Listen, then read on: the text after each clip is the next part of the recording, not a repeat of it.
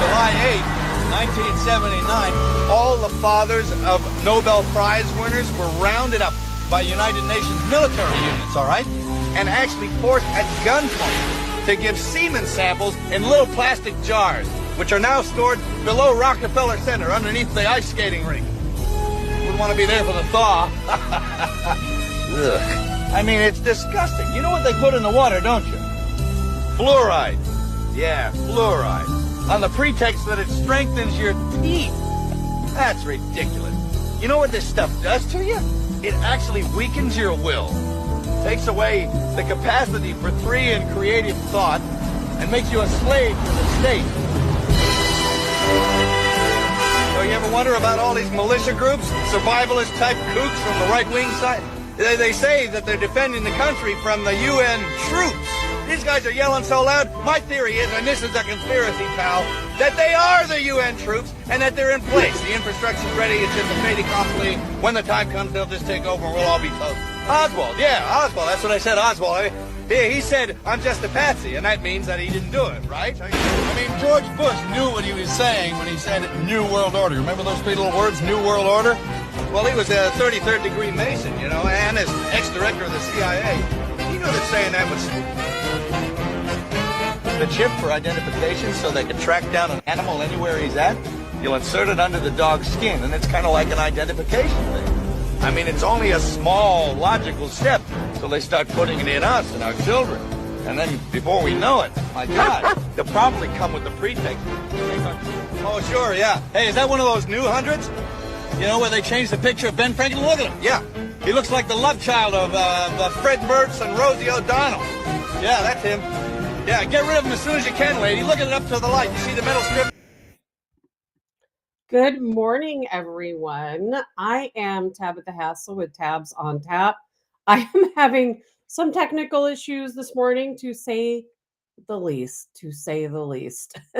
We're going to try to get through it. I don't know if it's going to happen. I don't even understand what's going on.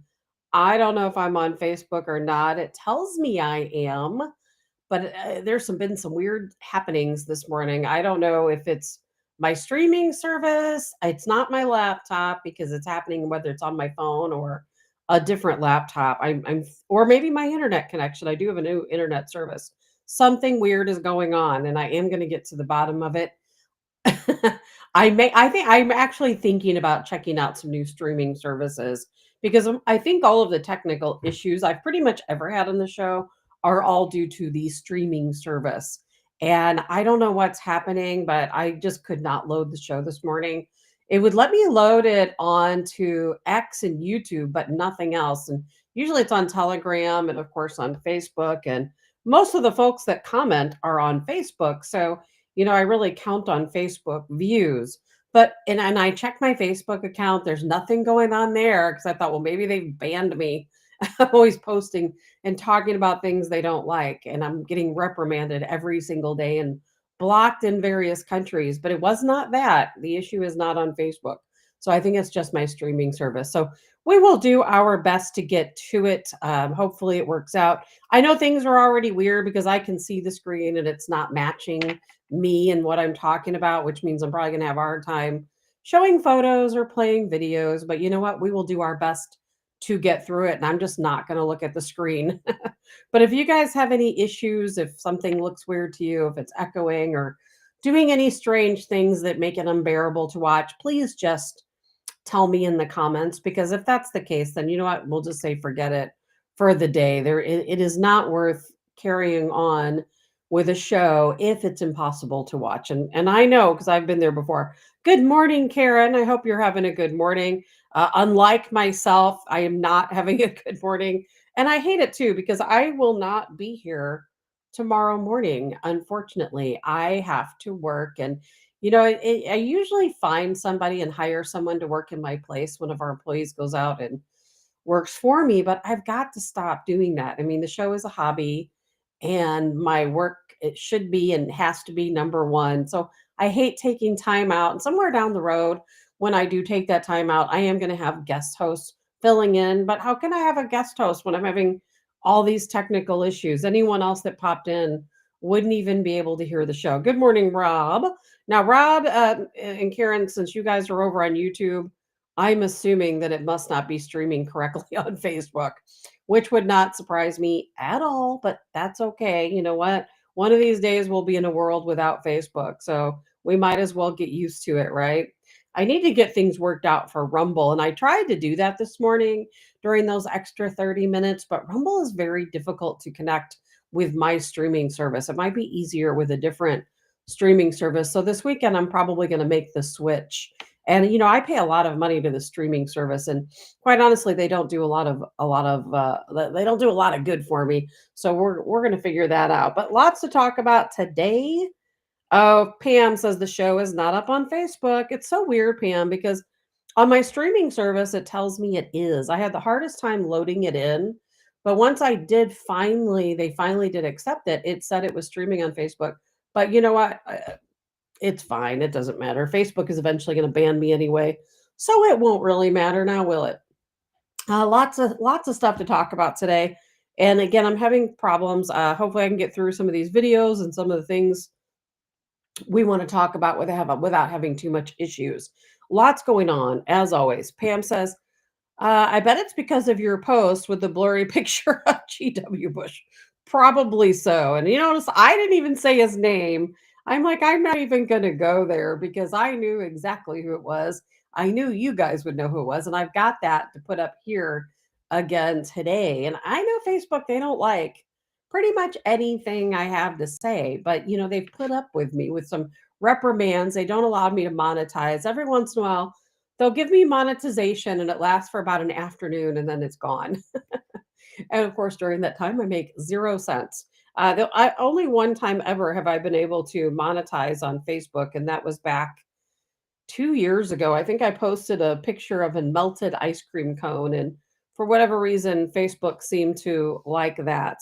But well, so we are going to talk today about that birthday, what they call the birthday card that was released by, of course, Democrats. And it was part of, and the reason why it was released by Democrats publicly is because they want to say that Donald Trump wrote part of the birthday card series for Epstein. And so, of course, we jumped in. Okay, well, let's just say now Donald Trump vehemently denies that he was any part of that Epstein birthday card. And you will see that not only does he deny that he's part of that Epstein birthday card, but he has sued over it. And he claims, no, that is not me. And I can't recall who he sued. It was some national news organization that published it. I don't know if it was MSNBC or NBC, one of those news organizations. He is suing over it. And but I'll tell you what, Democrats are so worried about Donald Trump, but what about members of their own? What about Bill Clinton? I've got a photo here of Bill Clinton. We've all seen this photo of Bill Clinton before. And now whether my system allow me to show it to you is a whole other story because darn it, I don't see it here. It's going to be one of those days. I don't know if I can bring it in or not. I probably cannot, at least not on here. I'm going to show you guys.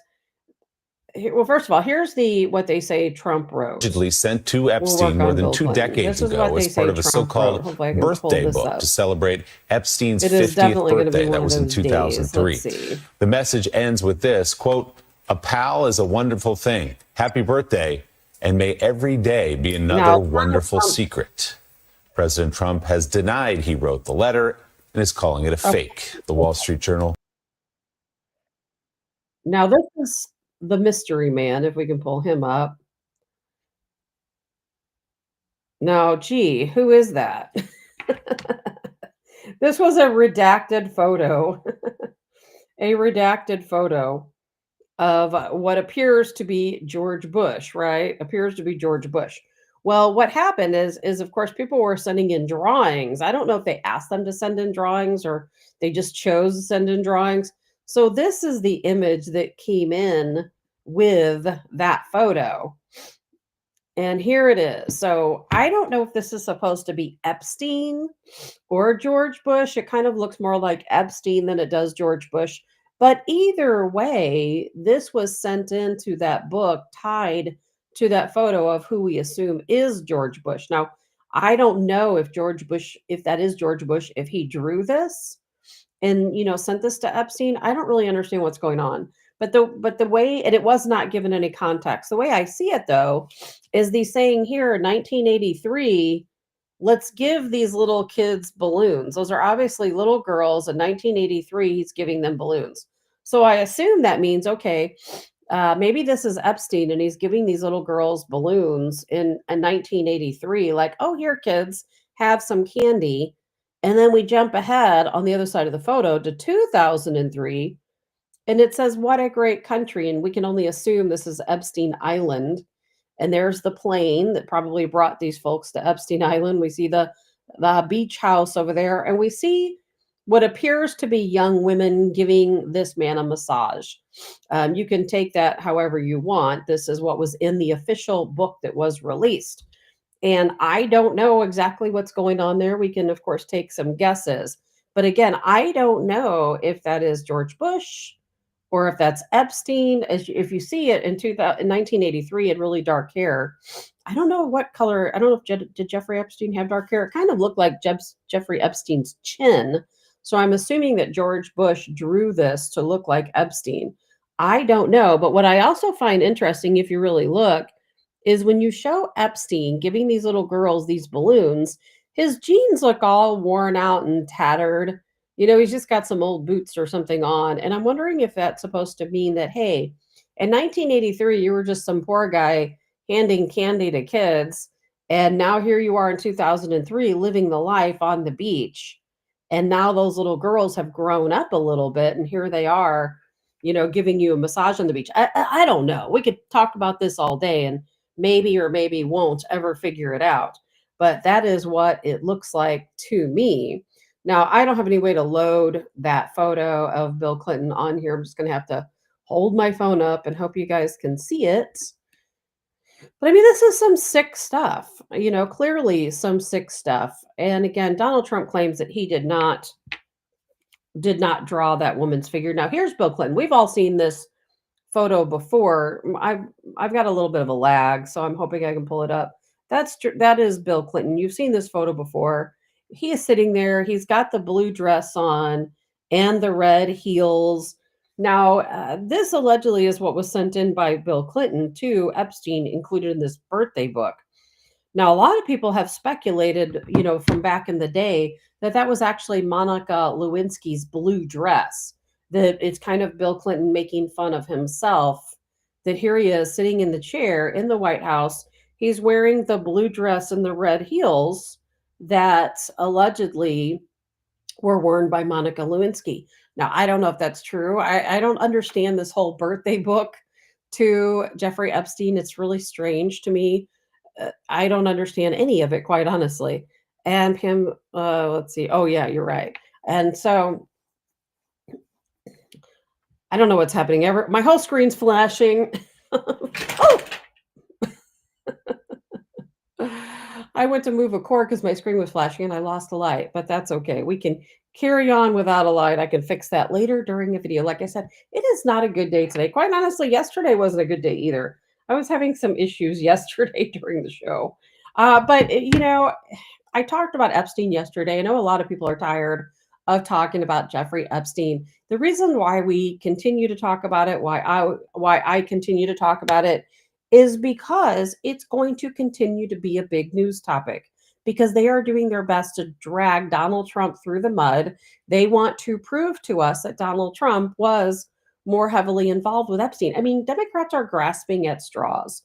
They're doing anything they can to find a case to impeach Trump. Anything they possibly can. It doesn't matter that George Bush, allegedly, it looks like him, is in that photo and submitted this drawing. It doesn't matter about Bill Clinton. being on the Epstein plane. It doesn't matter about Bill Gates being on the Epstein plane. None of these things matter to Democrats. They only care about Donald Trump. And they're going to do every single thing they can to say, hey, Donald Trump went to Epstein Island. He was his good buddy. He was this. And I think that's why we talked about yesterday, Speaker of the House, Mike Johnson, coming out ahead of everything, saying, actually, Donald Trump was working with the FBI from, what did he say, like 2009, something like that? He was working with the FBI to indict Jeffrey Epstein, to out him for what he's doing. And I have to believe that that is true. I just have to believe that that is true. And I think that the White House is trying to get ahead of it. I've read it, in some circles, calling it a political crisis that was taking place in the White House over the Epstein files. And I think the reason why Donald Trump referred to it as a hoax is because he knows that the Democrats are trying to perpetrate all of these the Epstein saga to be about Donald Trump, when in fact that's the hoax. It's not about Donald Trump. And in fact, it's about a lot of other people besides Donald Trump, and there was a photo I saw circulating. If you see it, it also came out of those files. I didn't pull it up today, but it's a photo of Epstein. I've seen it before back in the day. I don't see anything really new coming out. I think all of this stuff is stuff we've seen before. And it had Jeffrey Epstein with like a stocking over his head. He's getting ready to go rob a bank or something. And then there was a guy next to him wearing a ski mask. And I can't remember. I think they're both armed. I don't recall. But everybody's like, oh, that's Donald Trump. Oh, that's Donald Trump. I'm like, there is no way in a million years that's Donald Trump. For one, Donald Trump is a lot taller than Jeffrey Epstein. And back then, Donald Trump was a lot thinner than what is portrayed in that photo. That is definitely not Donald Trump. And the jacket says like Ron or something. It doesn't say, I couldn't really read it, but it definitely doesn't say Donald or even Don. And it has some embroidery on it with a name. But that is definitely not Donald Trump. But they're going to do their best because they're trying to think of anything they can to impeach Trump. That's what this is all about. They want to impeach him. They want to make sure he doesn't continue serving. Why? Because obviously he's going to make them all poor. And they don't want that. They don't want to lose power, and they don't want to be poor. We have Anna Paulina Luna, talking about making sure that Congress is blocked from trading stocks. Now, will that happen? I don't know, but I know she's going to certainly try. And Donald Trump is right on board with it. I'm going to show you a little clip here of Anna Paulina Luna talking about blocking Congress from being able to trade stocks. Because why? Because of insider trading. We all know what happens. We just talked about Ilhan Omar and how she came in. She was negative in the hole by $45,000. Now she's worth $30 million. We all know about Pelosi. You could go down the list, every member of Congress and the wealth that they've gained since they've been there. So of course they're going to do anything they can to stop Donald Trump. So here's a little clip of Anna Paulina Luna. This is a little short video. Percent of Americans support this. I sometimes feel like an adjudicator in this job, so I guess I'll be the one to say that we've asked nicely for leadership to put this on the floor. If they don't, I'm saying timeline is end of month. There's a discharge petition prepared and ready to go. I think it's very clear where the White House stands on this. I don't speak for the White House, but the president has stated that he supports banning this because it is corrupt. Frankly, the fact that members are getting, plus 600% returns on their investments is wrong. But more importantly, how could you ever be expected to represent your constituents when you're clearly worried about your pocketbook? And so that's why we're here today. Again, thank you to Representative Burchett because he helped work on that discharge. But we are very hopeful that this will be brought to the floor in regular order. And we look forward collectively to deliver this one to the American people. Okay, so Donald Trump himself posted this video. And yes, we are trying our best as a whole to make sure that Congress is not allowed to trade stocks. Why? Because they can't seem to help themselves to stay away from insider trading. Insider trading is illegal, but they continue to do it. There doesn't seem to be a way to stop them. So the only option is to make sure they cannot buy or trade stocks at all while they're serving the US government. So I think that's a great plan. I hope it happens. I hope it works out, for the benefit of everyone. And I think I've said it before. We're not going to go down that rabbit hole today, but the stock exchange, it's just a big sham. Yes, some people do make good money on the stock exchange, but that's typically people who have a whole lot of money to start out with, and they have a good idea, where that money is going, or, sometimes, a good investor. But if you don't have a lot of money to put in at the front end, you're probably not going to do that well with stocks. Some people who are employees of companies for a long term who get stock options, they do really well with stocks, but it's really not a feasible market for everyone, not for every American.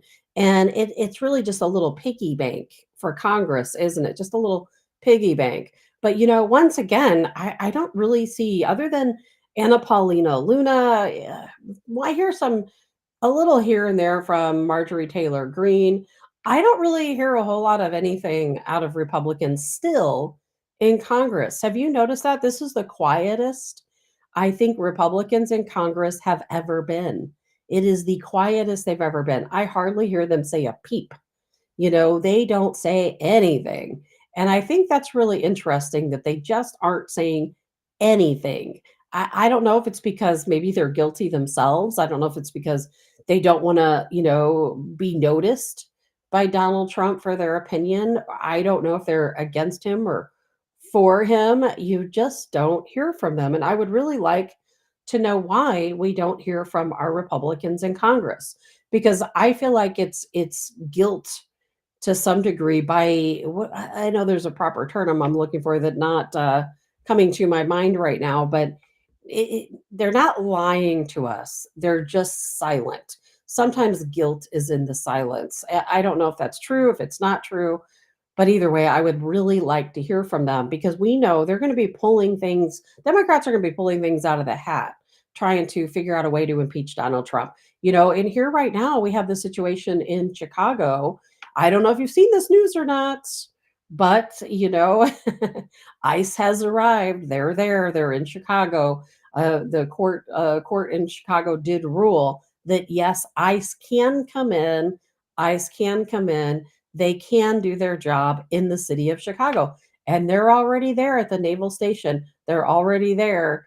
And I watched countless videos this morning of gang members, your typical street gangs, motorcycle gangs, excuse me, all these people coming out and saying, we are not going to allow ICE, we're not going to allow active duty military, we're not going to allow the National Guard into Chicago. Now, I have not yet found the video, but I have heard that there is a video where they have taken different types of trucks, like dump trucks and trash trucks and other heavy equipment, and put them up in certain areas to block the roads, to make it more difficult for ICE to come through.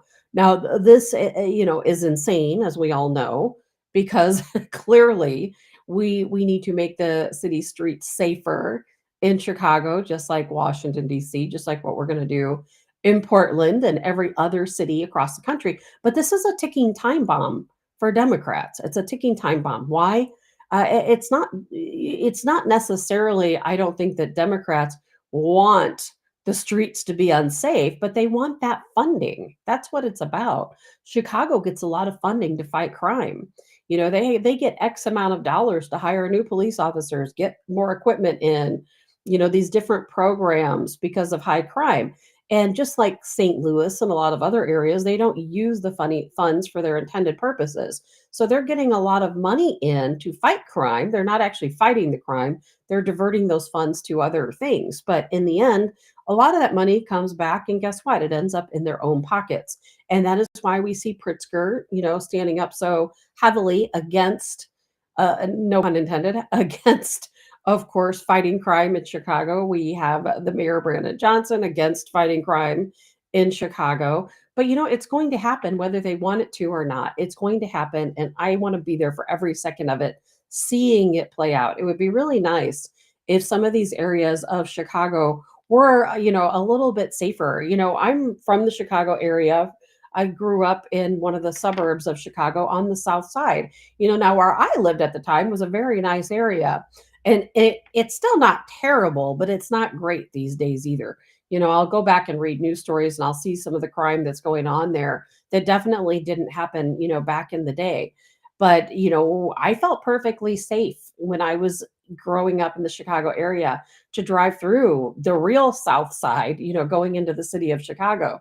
And it's kind of like if you're in the St. Louis area, it'd be like Chesterfield driving into St. Louis City was like me driving from where I lived into out there, they call it the suburbs of Chicago. In St. Louis, they call it the county, St. Louis County. So, in Chicago, if it was counties, I lived in a county around Chicago, if that makes more sense to people who don't get, of course, the lingo. But I'll tell you, I remember they had the projects on the south side of Chicago and Cabrini Green. And I have driven past there many times, growing up. And I wouldn't do it now. Back then you could drive through that area, didn't have a problem. Couple areas. I remember this town called Robbins that we would drive through. If you stopped at a gas station, you'd probably have people approach you, trying to sell you stuff or get money, but no one ever felt threatening or tried to hurt us or anything like that. No way in a million years why I would go through those areas right now. There's no way. And we owe it to the citizens in those areas to clean up their streets. But Democrats don't like it. To us, it's about crime. It's about solving crime. To Democrats, it's about taking away their funding, the money they put in their back pocket that no one knows about. So they're going to do anything they can to impeach Donald Trump before that happens. They're thinking, okay, well, we lost DC. We're getting ready to lose Chicago. What's next? Not only that, but think about the aspects when it comes to voting. The citizens of Chicago who've lived all this time in a high crime area, just like DC and so many other places, when the Trump administration comes through and they start wiping out the crime and people start feeling safer. Look what's happening in DC right now. People are making videos. I feel so safe. I'm out walking my dog. I'm at a red light and my windows are down and I feel perfectly safe. Now, we got to maintain that safety, of course, and it's going to cost a lot of money to maintain that safety. The same thing will happen in Chicago. Wait till Chicago residents feel like, oh my gosh, I feel so safe. I can go out. I can walk around. I can sit on my front porch. I can be out in my backyard barbecuing. My kids can play again in the yard. I don't have to worry about bullets flying by. I don't have to worry about gang activity. I'm a business owner. I don't have to worry about my store being looted. Well, guess who those people are going to vote for in 2028? What do you think? They're going to vote for a Democrat candidate. I mean, God, I'm losing my mind. They're going to vote for a Republican candidate. And they're going to say no more Democrat policies because now we see that things can be different. So it is a ticking time bomb for Democrats. They are going to do every single thing they can to stop the actions of the Trump administration. They don't want these cities to be safe. They don't want them to be safe. They don't want people to vote Republican for the reasons of safety. And ICE is going to come through Chicago. There's no question about it. They're already there. So we'll see that playing out over the next few days. And Donald Trump has also said, there's a lot of talk about, remember that situation at the Hyundai facility in Georgia? We touched base on that a little bit yesterday where there was a woman, and she's being doxxed pretty bad right now, by the way. There was a woman who came forward and she said, something doesn't look right at this Hyundai facility. And of course, they're constructing it, they're building the facility. And so she called ICE and reported it. ICE came out. They made 450 arrests. Well, then I've seen a lot of other posts, people saying, well, that's not true. They were here on HB1 visas and they're here in this country legally. And they came over by South Korea and they're just training other Americans to take over. If that were true, those people would not be deported. South Korea has sent a plane to the United States, and they're taking those 450 people back to South Korea. Now, if they were here legally, they would be allowed to stay. They wouldn't have to go back to South Korea. So I don't believe those stories where people are saying, oh, it's not true. Those people were here legally, and we are going against their right to be here, their right to work. And they were getting paid well, by the way, $28 an hour to do that construction work. And I don't know where that is in terms of what normal construction workers are paid. I really don't know. I've heard that that's a decent rate for the field of construction. But again, I really don't know, but that's what I'm told. And of course, Donald Trump said, hey, hire American workers, train Americans to do these jobs. And there are a lot of Americans out there who are willing to do construction work. There's a lot of work. I know Americans are spoiled brats. A lot of people don't want to work. It seems like the construction field is a little bit different in that respect than working as, as a farm worker or some of the other more labor intensive jobs. And he said yesterday, Donald Trump made an announcement that said, you know what, we're going to go after more companies. Now we see what's been happening right here under our nose. So we're going to focus and re-effort ourselves out to look at other businesses and other companies and see what they're doing. Maybe that it's not just Hyundai. Maybe there's a lot of other companies who are doing the exact same thing. They're hiring people who are here illegally, who are working in our country illegally, and they shouldn't be here. They've not been given permission to be here to work, and we're going to get them out too. Now, of course, the downside of that is this Hyundai facility was under construction there in Georgia. I don't know now when that's going to be completed, but what's the bigger picture here, right? Getting people out who shouldn't be here, or construction slowing down a little bit, giving Americans jobs. And I have to tell you, when I talk about these things, in the back of my mind, I am definitely thinking to myself, Americans don't want to work. I deal with it constantly. A lot of Americans don't want to work. It is a fact. It's truth. I don't know, what's going on, but it is very difficult. Again, I hire a lot of people. A lot of people don't show up for work. A lot of people don't show up for interviews. They work 1 or 2 days, then they call out, and then you never see them again. These things happen, and I don't understand the mentality of it. I wonder all the time. I'm like, what do these people do for money? They're not getting that COVID money anymore. So what in the world are they doing? How are they getting by without working a regular job? It just doesn't make sense to me at all. Maybe people have just learned to get by with very minimal.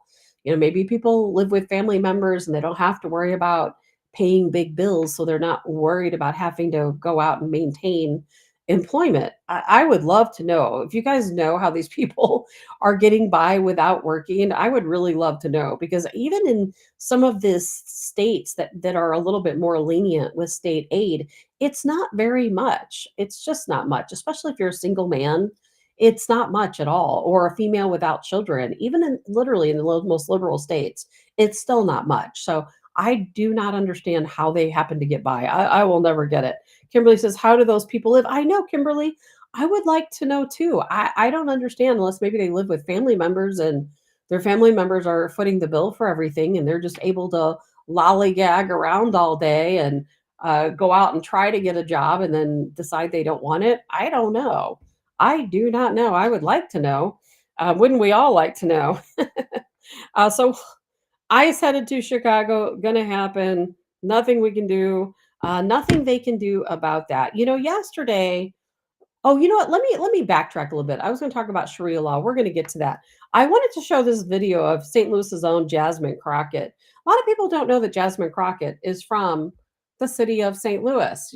I don't know where she lived. If she lived in the county or in the city, but I know she went to Mary Institute. We referred to it as Mary I back in the day. There was Country Day and Mary Institute that were together. And I went to school down the road from Mary Institute and Country Day, just down the street, actually. And I knew a lot of people that went there. And I'll tell you, a very good school, Mary Institute, Country Day, both very good schools. And Jasmine Crockett shouldn't be a complete idiot having gone to Mary I. But she is a complete idiot. I don't know if it's an act, that she just acts dumb. But I've also seen videos of her that make me really wonder, because I think she is a bit of an actress to get what she needs. I don't have the video, pulled up today, but I have a video of her where she's talking to a group of Black Americans, and she's talking in slang, and then I have videos of her where she's talking perfectly normal English, which is how she normally talks from what I understand. But it reminded me of Hillary Clinton, and maybe she kind of took a note from the Hillary Clinton book. Remember how Hillary Clinton, when she lived in Arkansas, had that Southern twang, when really she's from Chicago and doesn't have a Southern twang at all. And as soon as she left Arkansas, that Southern twang was gone.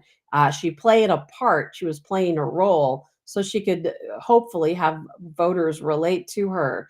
And it didn't work. They just all thought she was stupid.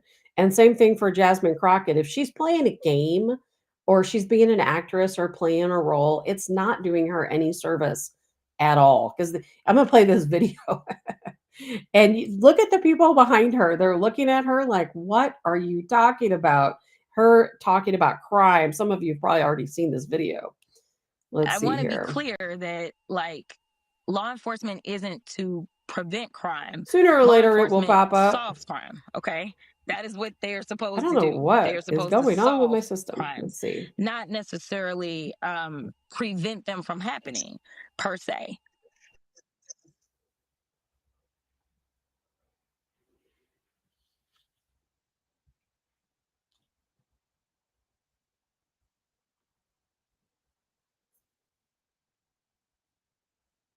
I want to be clear that, like, law enforcement isn't to prevent crime. Law enforcement solves crime, okay? That is what they're supposed to do. They are supposed to solve crimes, not necessarily prevent them from happening, per se. Did you see those people look at her they're looking at her like, even that lady had to like bite her lip. She's like, what now? So Jasmine Crockett believes police don't prevent crime. They only solve crime. So let's let crime happen and let the police solve it later. You know, that's her theory. She doesn't think they're in a preventative measure, which in some cities, it's very difficult for them to prevent crime. But we know that police, just like security, are deterrents for crime.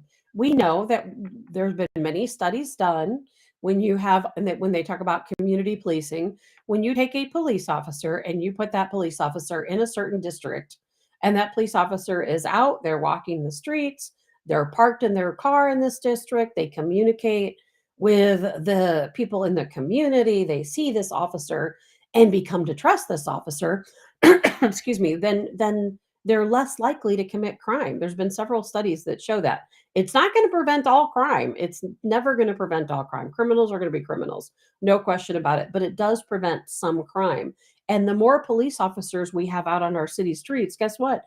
That prevents crime, because they did studies of that in New York City. When you know there is a police officer, potentially when there could be plainclothes police officers in the area, you're a lot less likely to commit a crime, because guess what? Criminals don't want to go to prison, do they? They don't want to go to prison. They want to continue to be free like the rest of us and continue to commit their crimes to earn their living. They don't want to be locked up. So they're not going to commit a crime if they think a police officer is right down the road, right? And what she's thinking, I don't know. I just don't know. But policing absolutely does prevent crime. It just doesn't solve crime. It prevents crime. But people like this, you cannot talk any sense into them. Now, what she's trying to do, if she actually believes that, I don't know. Maybe she's trying to convince her constituents that police don't need to come into these cities to prevent crime. They just need to follow up on the other end and solve crime. Yes, Rob, what an idiot. You got that right. I don't know, Rob, about people these days. I just don't know. I'm so glad to have grown up. You know, there was crime in the 80s when I was growing up, but it was still nothing like what we have today. There was gang crime back then. There were sexual assaults. There were robberies. Things were very different back then. A, we had stop and frisk back in those days. B, you know, if you watch some old videos of police videos from back in the day, really old footage.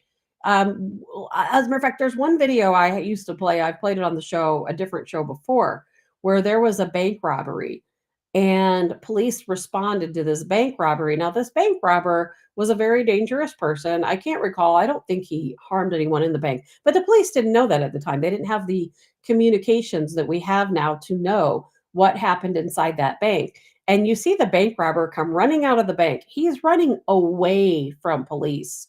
and they shoot him right in the back. He falls and dies. That's how policing used to be. And you know what? I think that scared criminals. Criminals didn't want to mess around back in the day. There wasn't all of these rules where, oh, you can't shoot someone if they're running away from you. You can't shoot someone if they turn their back to you. You can't shoot someone if they're not a certain threat. It's ridiculous. And I feel for police and everything that they have to deal with in today's time. I really do. And, yesterday I saw a video in Chicago of some gang members going right up to the main precinct in Chicago and taking out all of their weapons and holding them up to the windows and the doors of the police building. And I'm like, the nerve of these guys. And nothing happened to them. They got in their car and they drove away. Nothing happened to them. And I'm sure a lot of people weren't standing there looking out the windows, but I would think that they would have cameras. So let's hope that these things change. Let's hope. Good morning, Elizabeth. Something else to jump into is, and there's a lot of things to jump into today.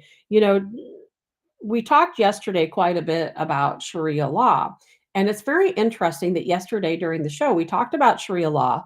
And I know I spend a lot of time talking about Sharia law. Some of you are probably really tired of hearing it. But the way I see it is that Sharia law, we've got a lot of stuff going on around us right now, a lot of stuff, fraud, sexual assaults, which the numbers are climbing daily when it comes to sexual assaults. We have, obviously all of the crime that's taking place in this country. We've got a lot going on, that we face, obstacles we face in life. But the biggest threat to us as a country is Sharia law. It is the invasion of radical Islam, not Muslims. It is the invasion of radical Islam that harms us all, including the Muslims themselves. We talk about it a lot. And the reason why I talk about it a lot is because somebody has to. Someone has to talk about it. Someone has to tell people and explain to people and shout from the rooftops that, hey, we have to do something about this now, not later, right now, because it's coming at us like a speeding train.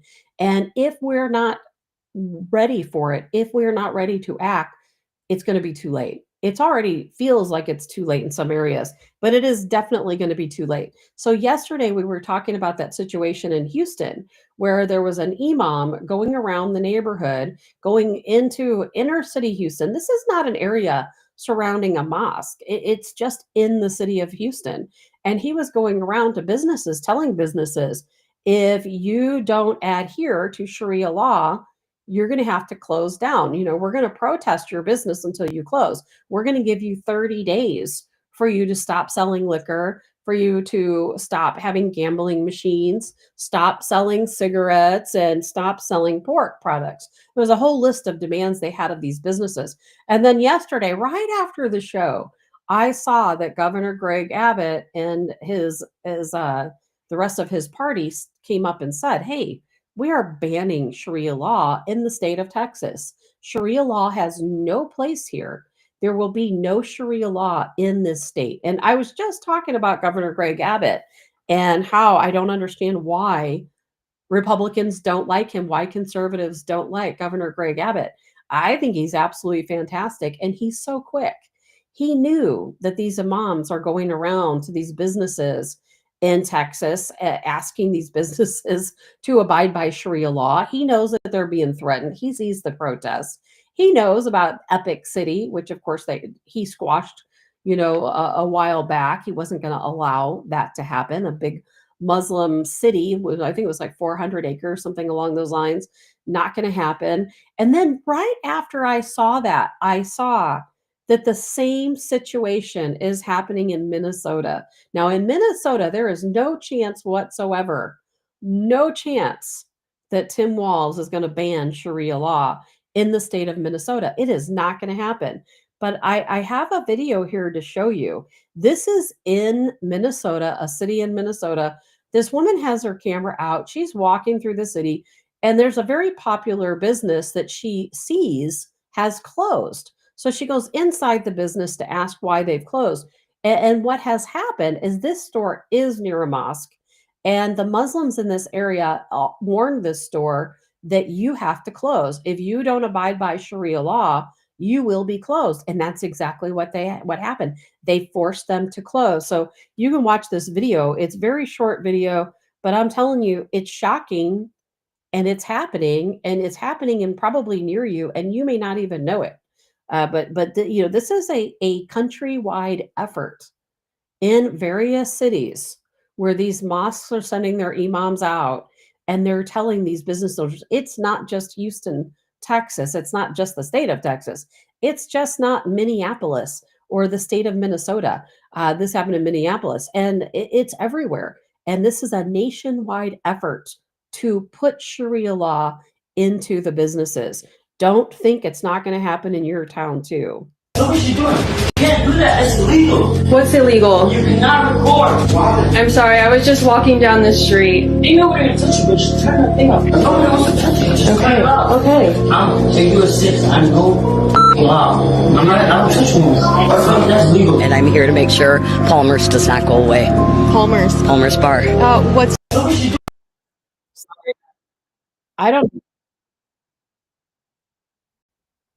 don't know what's happening with this video. What is she doing? You can't do that. It's illegal. What's illegal? You cannot record. I'm sorry. I was just walking down the street. Ain't nobody gonna touch you, but just turn that thing off. Nobody wants to touch you. Just turn it off. Okay. I'm take you a 6. I know law.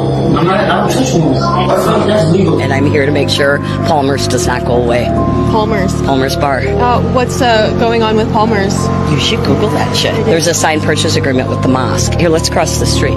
I'll take you on a tour. 112-year-old dive bar that's kind of been the heart of the damn city for a while. They see them as something that's bad because people drink there and men and women can sit together and have a nice time and make out and dance. Mm-hmm. It's all forbidden.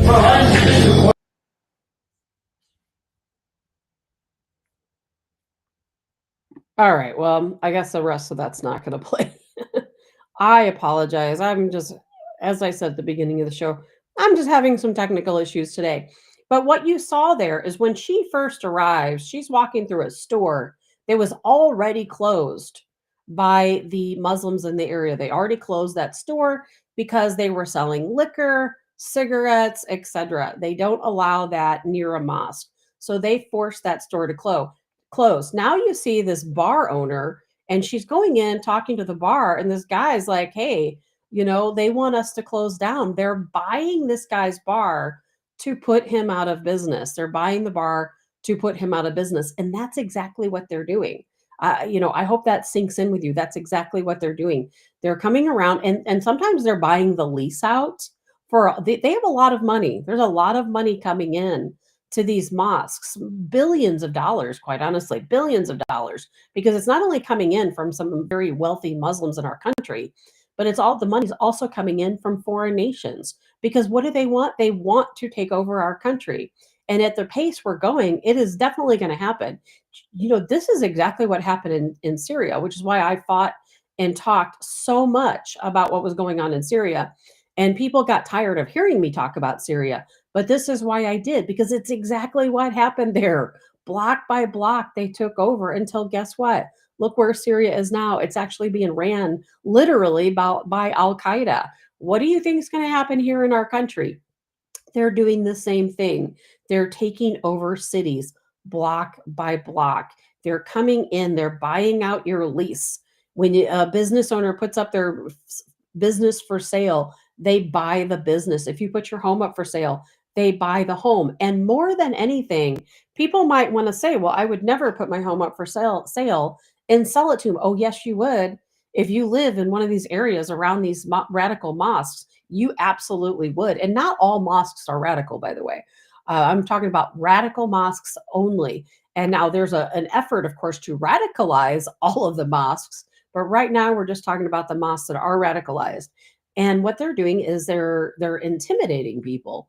If you live in one of these areas around one of these mosques, they're coming in to your neighborhood. They're going to tell you, don't walk your dog here because in Islam, your dog is dirty. They're going to pray 5 times a day. You're going to hear the bell. You're going to hear the chanting. You're going to hear the prayers. You're going to hear the call to prayers 5 times a day. It doesn't matter where you are. If you're driving in your car down the road, they're going to stop you and they're going to put their mat down and they're going to pray right in front of your car. You have to stop wherever they are. If you try to arrest them, they're going to say, no, you're not allowed to arrest us. We live by Sharia law, not American law. And they're intimidating. You know, they will go around and threaten you. They'll threaten your family. They'll take your business. They'll take your home. They'll take everything they have until you leave. You know, until you leave. You got to think about it kind of as like mob action. And if we don't do something, if we don't start banning Sharia law in other states, we're really going to have a real problem on our hands. But what I worry about most is that no one gets it. People don't even get it. They think it's okay. And more than anything, people don't want to talk about it because they think they're going to be called an Islamophobe. They're going to say you're Islamophobic, but that is not the case at all. It's not about Islamophobic or Islamophobia, because it's not that, or for me anyway, I'm not against Islam. I'm not against the Muslim religion or any religion for that matter, other than the Satanists. I'm definitely against that. But I'm not against any religion. I'm against radicalization.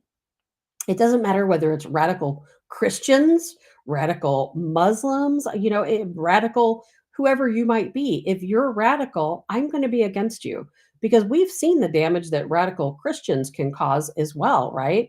We have radical Christians who've bombed various facilities. We cannot, abortion facilities. We cannot allow that to happen.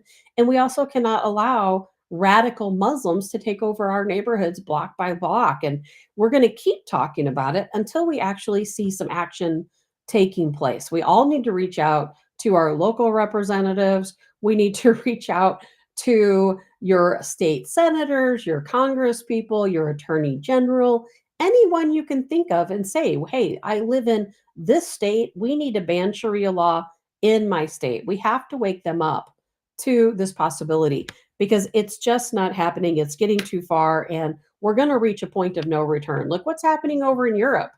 Look at the UK, look at Germany, look at Sweden, all of these places where Sharia law is literally taking over. And it started so long ago that it's at this point now in some of these countries where they're being ran by radical Islamists. London is one great example of that, where they have a radical Islamicist as the mayor. It's happening all over the world. It is happening all over the world. I remember back in the day, people telling me, don't trust the Muslims. They just want to take over the world. And I said, that is absolutely not true. 100% not true is what I used to say. And now it's like, oh my God, I see it happening. And if I would have woke up back then and tried to wake other people up, you know, I don't know, maybe we'd be a little bit further if more people tried to wake folks up back then. But now we're kind of in the thick of things. And again, it's not Muslims. It's not the religion of Islam. Most Muslims want exactly what we want. They don't want radicalism in their lives. They don't want it to affect their children or their family members. And they're just trying to live their lives. They're here in America because they like being Americans. But unfortunately, that radicalism can seep in any religion. In any religion that can happen. And I'll tell you what, it's on my mind. And I know I worry, because I think, you know, I talk about it a lot. I've gotten threats because I talk about it. And I do. I lock my doors tight at night. I try my best, truly, I try my best to not think about it and just think, you know, we have a mission. And that mission is to make our country a safe place, whatever it is that we need to do. We've just got to do it. So, and speaking of making our country a safer place, we know the backlash that Robert Kennedy Jr. has been receiving. And I thought it was interesting that Donald Trump yesterday he posted a lot of videos yesterday. And one that he posted to Truth Social was about the vaccines. I got to be careful talking about this topic. I got to be careful talking about all these topics. Probably why I can't get on Facebook today. But he was talking about the poison that goes into these. I'm going to play the video for you. Then we'll talk about it a little bit. And then we'll have to kind of rush through things because I started late and it is late. And of course I have work I have to do today, but we're going to play this video here really quick. Show them the thimerosal ball, which we keep in a metal container because we're a little afraid of it, and it's a very fine powder. This is thimerosal, which is labeled very toxic. has cumulative effects, can cause damage to the kidneys, to the respiratory system, skin, to the nervous system. Specifically warns on here that it can cause reproductive and developmental toxicity, meaning that it can cause things like autism and other neurodevelopmental disorders. This is immensely toxic stuff. And it's in vaccine. And this is what's in the vaccine. It's important to realize we're talking about a whole range of products. Vaccines are a big one because, of course, you're directly injecting it. For example, this is tetanus vaccine. This one expires, it's a little outdated now, in 2007. Here's the thimerosal. 1 to 10,000 is a preservative. Perhaps the biggest one in the U.S., at least, that's for exposure to mercury is the influenza vaccine. Influenza vaccine is now recommended for all pregnant women, all infants, all children on a yearly basis. You're supposed to have last year's influenza? Understand that thimerosal is not added at the end. It's not like, well, that factory next year can make thimerosal free. Thimerosal, you either have to have a thimerosal free factory or you have to not have one. They add thimerosal at each step because the factory is not clean and not sterile. So you either have to have an expensive sterile factory where you don't need thimerosal, or you have to have one that produces thimerosal. It's going to need thimerosal or something the whole time. It needs to be stopped. This is the influenza vaccine from Adventist Pasteur, their flu zone. Thimerosal, 25 micrograms of mercury per dose. I'd like to point out that a lot of people didn't know, and I'm one of them. I've given 2,000 Rogam shots. I've been in vaccines for 35 years. I didn't know that Rogam had thimerosal in it. So I think a lot of the doctors were unaware. They were unaware that even the word thimerosal meant mercury. I hope you heard that and understood it. Mercury. We all know how poisonous mercury is, don't we? I remember one time remember those old-time thermometers? And they had the little mercury ball that would go up and down to tell you what your temperature was. I dropped one. And of course, I was like, oh my God. You know, the way I reacted was probably like you would react if you found out there was a nuclear bomb in your closet. I completely freaked out. There was this little ball of mercury and I could not catch it. It just took off rolling across the room. And then when I tried to grab it, it broke up into many little mercury balls. And I'm like, oh my God, I'm going to be poisoned for the rest of my life. I don't remember even how I finally did catch that thing, but I finally did get it out of the house. And then I was worried about disposing it and what would happen to it, because that's how dangerous mercury is. Mercury is a very dangerous component. And we've always been told all of our lives to avoid mercury because of the dangerous health effects that are associated with mercury poisoning, right? Now we find out if you go and you get the V word, guess what you're getting? A healthy dose of mercury, right? How hard do we try to get heavy metals out of our system? And yet they're telling us, oh, go get this V, it'll make you better. But gee, you might get a little dose of mercury right along with it. Good morning, Ting Ting. Ting Ting says, I refuse to take the jab, and Seattle Children's Hospital fired me. I'm working at a better place now. Well, Ting Ting, I am so sorry to hear about that. You know, I have talked to so many people, especially back when I was on a show called The War on COVID. I interviewed and talked to so many people who'd been fired from their jobs because they would not take the V. I know pilots who refused to do it. And guess what happened? What happened later on, right? All these airlines are running around trying to find pilots who didn't get the V because they were the pilots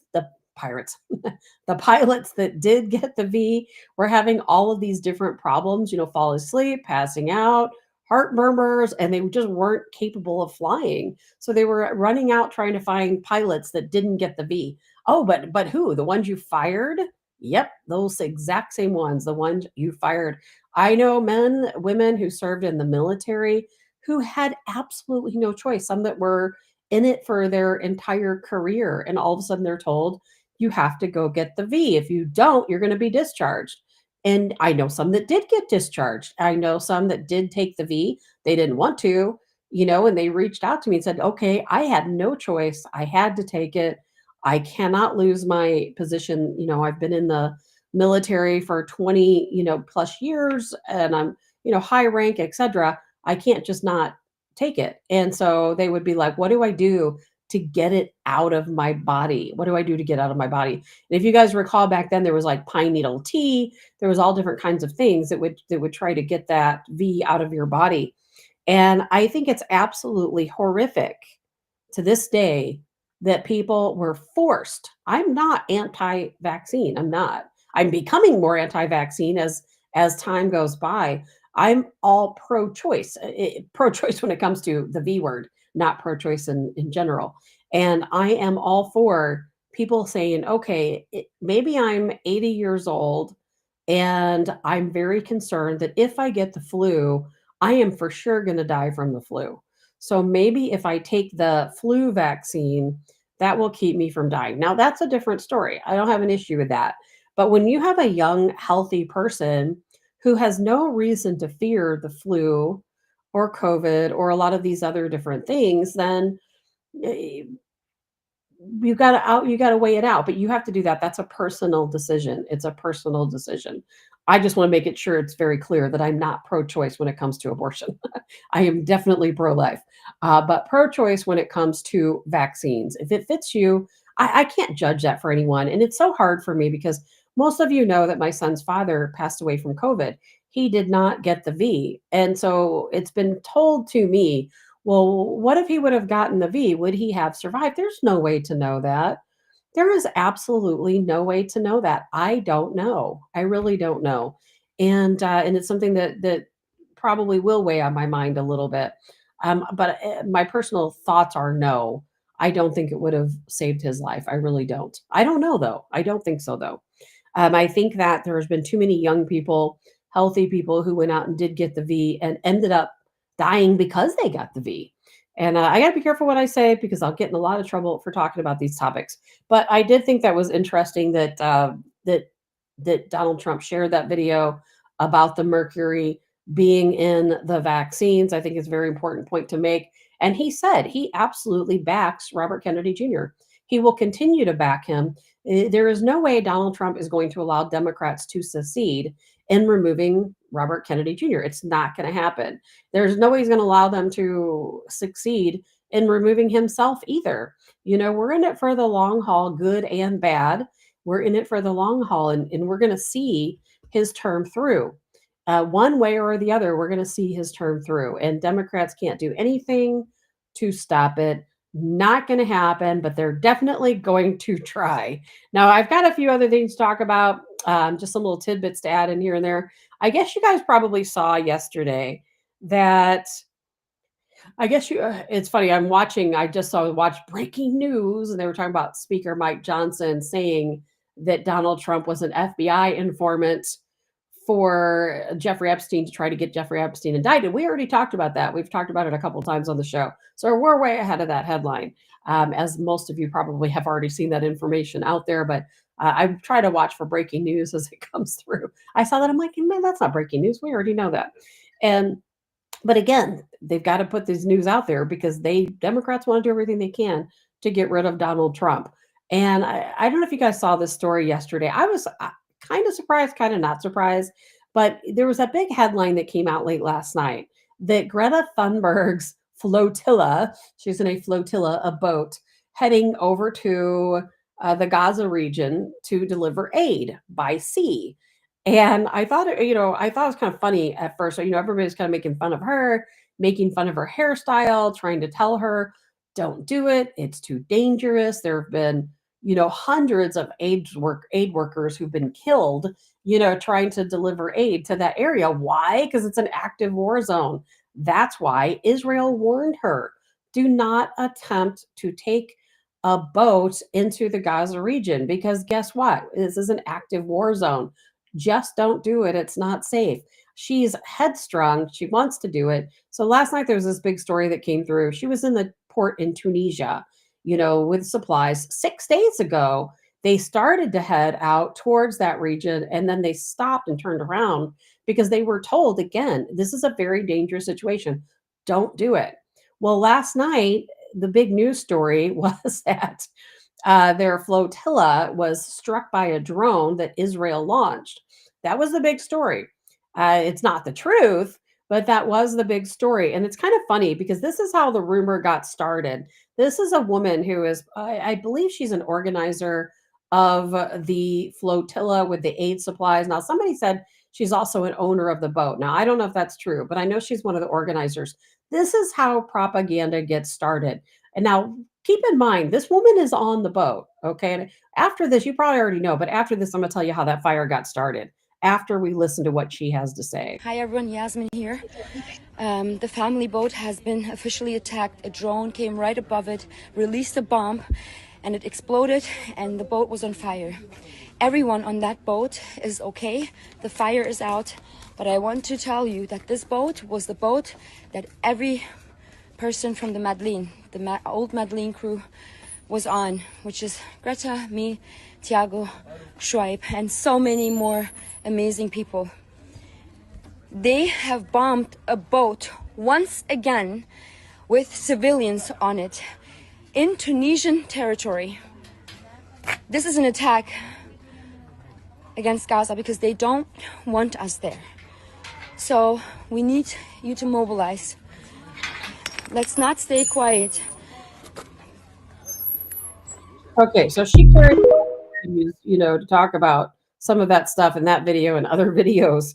This is where propaganda begins. Immediately, as soon as I posted all of this, not that, but as soon as I posted the headline about the flotilla potentially, allegedly, thank God I used the word allegedly, being attacked by a drone in the Tunisian port, the Tunisian government's like, that did not happen. Tunisia says we have radar that detects drones. There was no drone strike. Nothing entered the space around that ship during the time the fire started. Then, sure enough, this morning, I was reading, they finally went out, they did an investigation. I saw all the photos of the fire. It was a firework. It was a firework. The people on the boat set off a firework, and a firework caught the top deck on fire. It was a firework. But by the same boat, a crew member set off a firework. And now we will almost start like an additional war over this situation, all of this ridiculous propaganda. Now, to me, how does this woman not know she's on the boat? I mean, maybe she was below deck and asleep. I don't know. But how does she know that this wasn't a firework? At this point, she's making this video. She's not on the ship anymore. Everybody was rescued. There were no injuries. The crew was able actually to put the fire out themselves.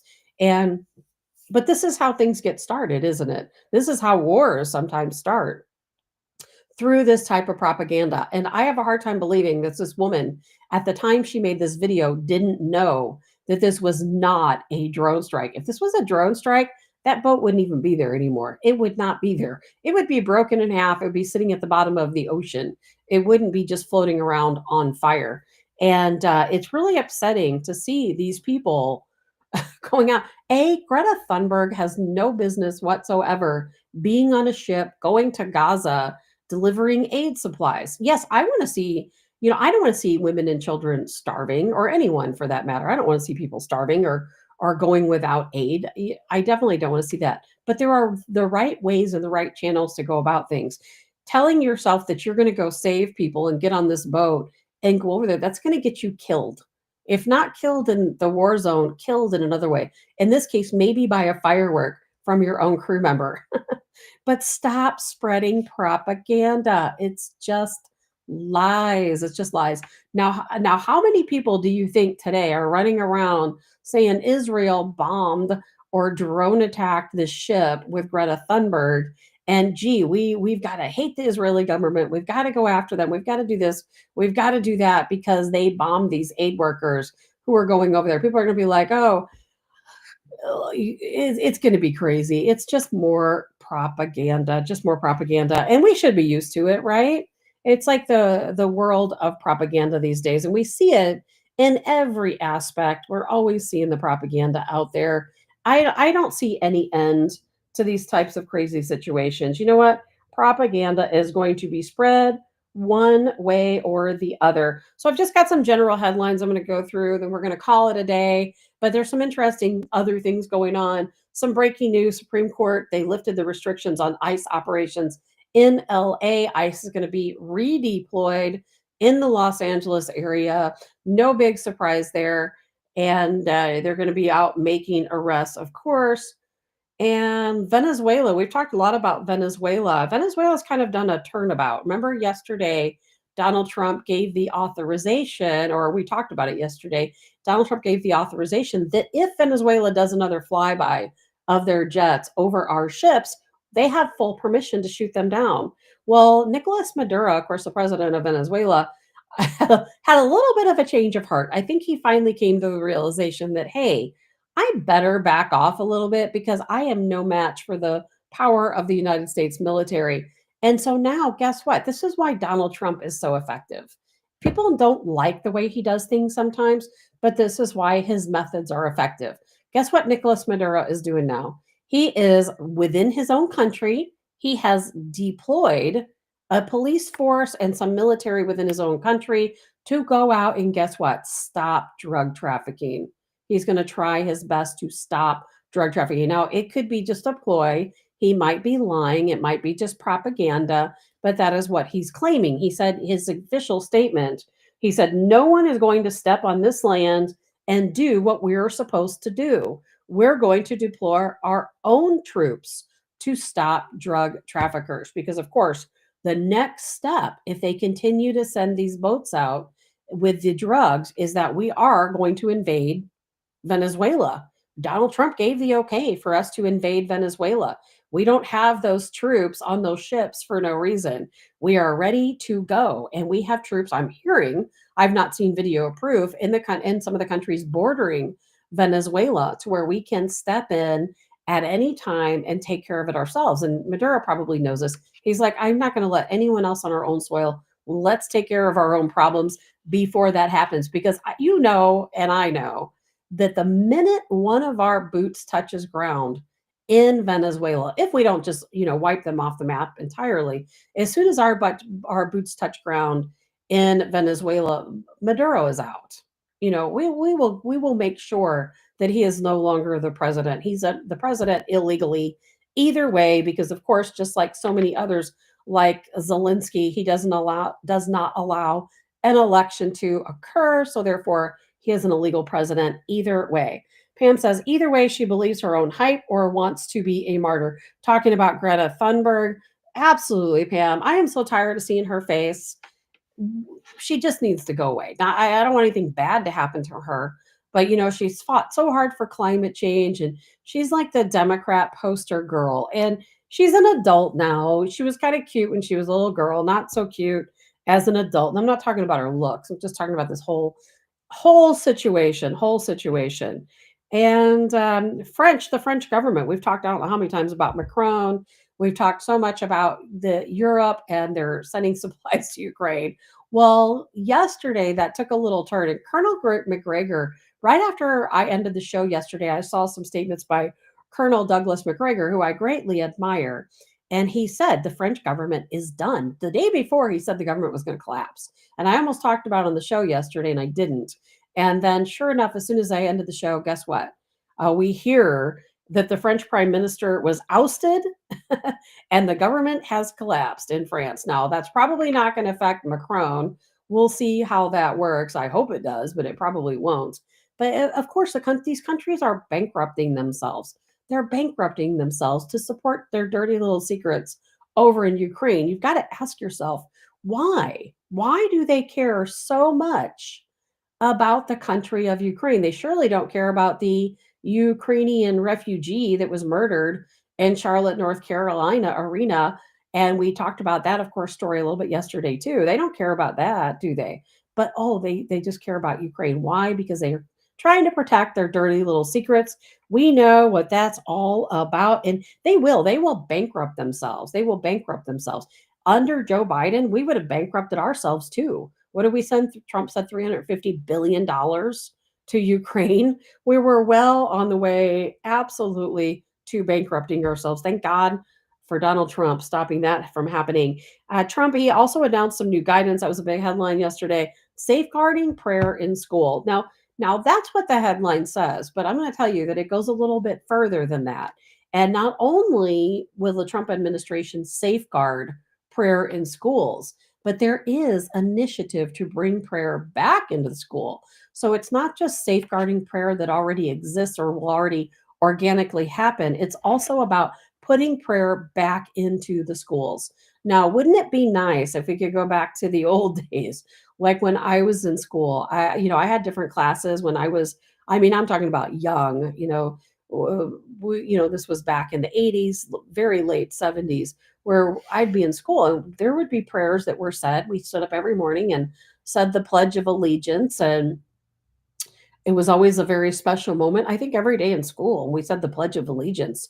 I felt such honor to be an American. Even as a child, I did. I felt such an honor to be an American, to be able to stand up in my classroom and look at our flag and say the Pledge of Allegiance and literally pledge your allegiance to the flag, to your country. And of course, they don't do that in schools anymore. I've heard there's a couple schools that still do, but by and large, they don't do it anymore. We need to bring prayer back into the schools, not just idly stand by and say, well, we'll protect it if it organically happens. No, we have to bring it back into the schools. That is the only way. It literally, people don't get it. They don't like it, but it is the only way. The last thing I really wanted to touch base on, we'll have a lot more to talk about ready this week, because there is a lot to talk about this week, of course. There's going to be some Russia sanctions. Pay that no mind. Scott Bessent made a big speech about Russian sanctions, that we're not taking it anymore. We're standing up against Russia. We're going to place more sanctions against Russia. We're just waiting to see what Europe wants to do, is what he said. Well, you know that this is all propaganda. Yes, the Trump administration is also responsible for some propaganda, because Russia doesn't care about sanctions. They absolutely do not care about sanctions. And I know the way Donald Trump thinks, he's like, okay, well, I have to appease the people. I have to make it look like I'm coming down hard on Putin. So, let's drum up some more sanctions. He doesn't care about sanctions. Donald Trump has said himself, I have heard him give a speech, and I played it on the show a couple weeks ago, where he said, I don't think Putin cares about sanctions. Maybe he does, but I don't think he does. But we're going to place more sanctions on them anyway. That is literally what he said. And the same thing is happening now. Okay, we don't like what Putin's doing. He's taking more land in Ukraine. And, there's no negotiation. There's no negotiation because Zelensky absolutely refuses to give an inch. And by Zelensky, I mean Europe. They refuse to give an inch. And so, therefore, we're going to place more sanctions on Russia. Russia doesn't care. It's just a big nothing to them. So, we're still waiting for Zelensky. Zelensky will get replaced, is probably what's going to happen. We're not giving them money anymore. We're making money. We're selling weapons to Europe, who's bankrupting themselves to protect Ukraine. It is like when we were talking about UFOs last Friday. Sometimes I sit here and I hear these news stories, and I think maybe this is an alternate universe, because things are so crazy that it's like, how can any of this possibly be real? That we have these countries buying weapons from the United States, bankrupting themselves to protect Ukraine. None of it makes any sense. And Elizabeth, we spoke the Lord's Prayer and the Pledge of Allegiance every morning in elementary school. I love to hear that, Elizabeth. I love to hear that. We didn't do a prayer every day, but there were certain classes I was in where the teacher did have a little prayer. And, of course, I grew up in a Christian family. Prayer was very common for us. And we went to church as kids, and I was Catholic, so I went to CCD classes and so on, growing up. So my parents were extremely involved in the Catholic Church. We had activities at our house. We volunteered often to do the donuts and coffee and hot chocolate in the rectory hall. So we were very, very involved in church, growing up. So Christianity has always been a part of my life, will always be a part of my life. Absolutely 100% so. And I hate to see that not be a part of other lives of children, and growing up, because it establishes the base, right? If you can get that a base established and get the kids off on the right foot, then they're going to be a lot healthier adults in so many different ways. So many different ways. I really do think this is a story for another day. We're not going to go down that road today, but there's so many young people dealing with emotional issues, mental health. And I think that if they knew more about Christianity, if they knew more about God and about Jesus, they would be able to take that burden and say, you know what, I'm going to give this burden to God. I'm going to give this burden to Jesus. I'm not going to carry this alone. And I think it would get some of these kids through some of these really tough times, because instead they carry that burden alone. They don't feel that they can push that burden off to God or to Jesus, and they feel that they have to carry it alone, and it weighs very heavily on them, and it leads to, of course, a lot of very bad outcomes. So I think I love the idea of Christianity, of prayer being back in the schools. The only thing else I want to touch base on very, very quickly is the protest going on in Nepal, because that's going to become a bigger news story in the coming days. They've taken over. They're calling it the Gen Z revolution, the Gen Z protests. It's young people who are upset because the country banned social media. They banned social media because the world is crazy. That's why they banned social media. These people said, I'm not going to take it. We're not going to allow our country to ban social media. They don't rule us. And they went out, they burned down the government building, they've ousted the president, they've done everything imaginable. And I saw where they went and took the finance director. They went to this guy, I don't know if they went to his home or the government building. I couldn't really tell what happened to his clothes. He was only in his underpants in the video that I saw. It was very hard to watch, quite honestly. I think he was alive. They had a bag over his head or a hood over his head. He was only wearing his underpants, but it didn't look like he took his clothes off or that they took his clothes off for him. The clothes were, what he did have were like torn up. I think they tore his clothes off of him. They were carrying him through the streets like in effigy. A very bad situation taking place over there in Nepal. 19 people have already been killed. There will probably be many more before the protests are over. Very violent situation taking place. Because why? Because it's a group of people who have had enough of their government. That's why. Because we think about what's going on here in our own country. We don't often think about what's taking place in other countries. And in Nepal, with their government banning social media, people feel like, hey, I have no freedom. And when you take away people's freedom, what do you think happens? Instinctually, they rise up against whoever has that thumb over them. And if you really think about any situation going on in the world, whether you agree with it or not, in every war, there's two or more sides, right? Two or more sides. And you have to remember, this is why I always say who we refer to as terrorists is very subjective, because any group of people, and I always think of the Yemenis when I think about this in particular. People want to say the Houthis, they're just a bunch of terrorists or terrible people. Well, the Houthis are in existence because of that big thumb right over Yemen. And when we, the United States and Saudi Arabia, started bombing Yemen and created a famine because of all of our sanctions, over 250,000 people, dying in Yemen because of our policies. Yes, a group like the Houthis are going to rise up, because that's what happens. When you put somebody in a corner, you back them into the corner and you take away everything they have to where they have to fight to survive. These groups rise up. That's what happened. That's how the Houthis were, developed. They rose up out of strife, to try to survive, the survival of the people of Yemen. And so I don't personally consider the Houthis to be terrorists. I don't like what they do, but I understand why they exist, and that can be said at pretty much any rebel militant group, in the world. There are some who rose up to take power. That's a different story. People who want to take over the world, like Al Qaeda and some of these Islamic groups, is a whole different story. But either way, I could ramble on about that all day long. And Karen says, amen. You got that right, Karen. We've got to bring those prayers back into the school. We've got to bring it back into the children's lives. No question about it. All right, guys, I'm sorry. Today was a kind of a crazy day. Again, not being able to broadcast on Facebook. I don't know what's going on. I'm going to look into it. I think it's my streaming service. I don't think it's Facebook, but I don't know. I'm thinking about changing streaming services this weekend because something is going on and it's happening too often. And I think it's my streaming service. So we'll see how that pans out. I will not have a show tomorrow. Like I said at the beginning of the show today, unfortunately, work has to come first. I always try to put the show first, but the show is a hobby.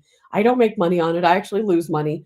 And so I have to make sure I put work first. My business has to be number one. So I will not be here tomorrow. I expect to be back on Thursday, back on Friday. Colonel Joe Adams joining us next Monday. I keep saying I have all these guests lying out, and I've just been so darn busy that I just keep putting it off another week, another week, another week. But I'm going to get these guests lined out. We're going to have some other fun things to talk about. I know the shows have not been the best. I thought about that yesterday when I ended the show. I'm like, I've been really not putting out the highest quality shows because I'm busy. I'm not getting any sleep.